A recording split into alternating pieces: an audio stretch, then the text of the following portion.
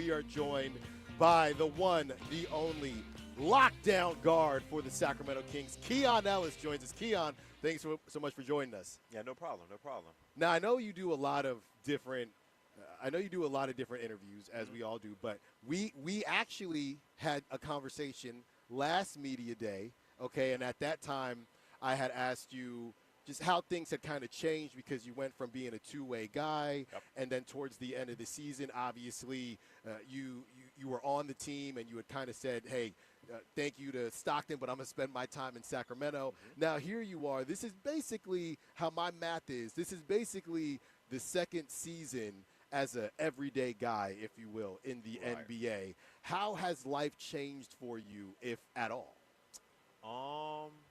I don't think it's changed much. I think everything that I'm doing is pretty much still in the same, on the same schedule. Yeah. So I wouldn't say that there's too much of a change. But it's funny that you say that because I look at it as more so. You said a year two. I'm looking at it as a year three. type Right, thing. right. So yeah. But on the same page. In that Yeah. sense. Yeah.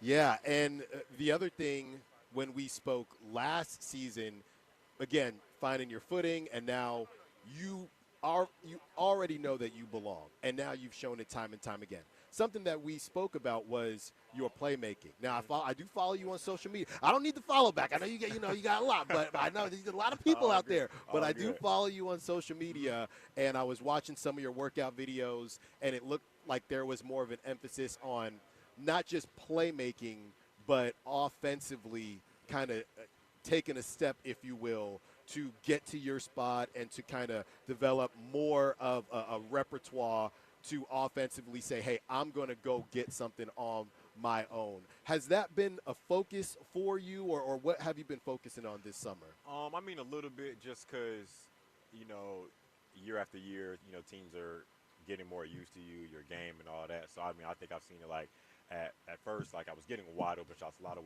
wide open shots to have to prove myself, and then after that, it was like, okay, he can shoot. So now they're chasing over screens and stuff Yeah. like that. They're running at me, and then so I think just the next step of things is to just if I do get ran off and and they're staying home and they're not helping, like you have to be an option to Right. to make something happen. So definitely worked on that during the summer. And I mean, I think that's the time to work on that just because that's when you work on those things to help the team out. And then when everyone comes together, then that's more of a team style basketball anyway. So more of a situation of better to have it and Yeah. not need it. So.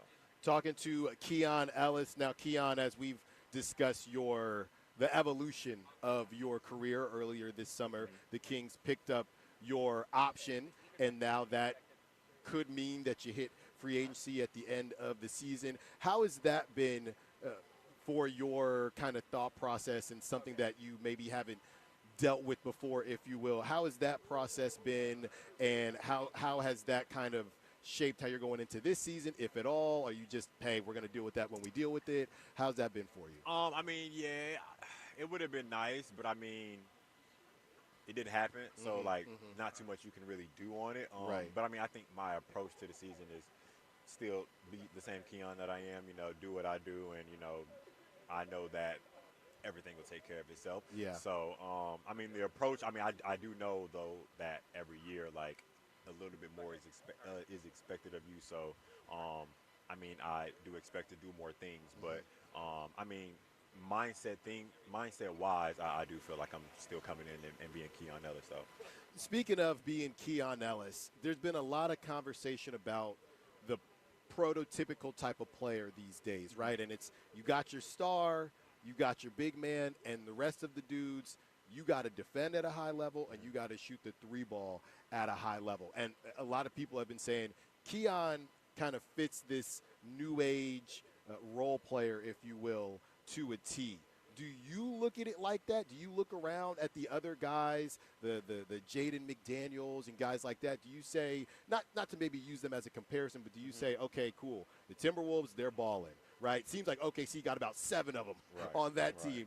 Do you look at that and say, hey, this is kind of the role that I've carved out and I want to be kind of the best version of myself? Do you look at yourself in that space?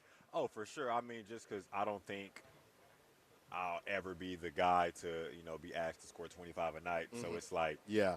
what is your role? And I think that's the role that kind of got me on the scene. And, I think just perfecting that role because I mean, like at every other level, like I was more so a scorer first. So then, coming into this setting where all you're mostly being asked to do is to defend and just shoot the ball, like that's very easy. Like Right. it's just to shoot the ball. So, yeah, I mean, perfecting that role is definitely like something that I really do take pride in because that's my job. So, to come out and do that at a high level is what I look forward to doing. And it's interesting, there have been so many clips. I think I saw Coach Bobby Jackson talking to the crew at Rico Hines and some of the younger players. Seems like there's more of an emphasis on, hey, you got to find a role and stick to it. Does it feel like that has changed when you were at Alabama and maybe at that time maybe you personally always knew I'm going to have to fit into a role, but it feels like there's a new emphasis just around the league of, hey, we need y'all to stop trying to get into your bag all the time, like Mark Jones would say, and there's only going to be a couple two bag work dudes on the team. Sure, the rest of y'all go defend and go shoot threes. Feels like there's more of an emphasis on that. I don't know, the last 3 or 4 years. I mean, yeah, I think even when we were working out, I mean, Julius Randle kind of said the same thing after we got done playing, and I mean, he kind of like you said, his early years on, like in his career, that wasn't his role. Later on, that it changes. So, but I think for a guy like me, with that being my role, to just accept it, like that's I don't take any slight in it. I mean, it is what it is, and that's what I'm here to do. So, Yeah. but I mean, that's literally my focus, and I know that's what's going to make me stick. So, I don't see anything wrong with that approach, and I think younger guys should probably take that approach.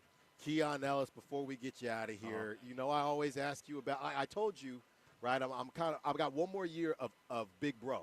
Okay, next year I will be Unk. Okay, so I already sound like it. I know, but the newest gaming situation you got out there. I know you got the gamer tag. I know you're a big gamer. What game are you playing right now? Mostly I've been playing 2K26. Okay. 2K26. I still get on Fortnite a little bit. Yeah. I've been off of Call of Duty for a little while, but those are probably like my top 3. Were you okay with your ranking for 2K?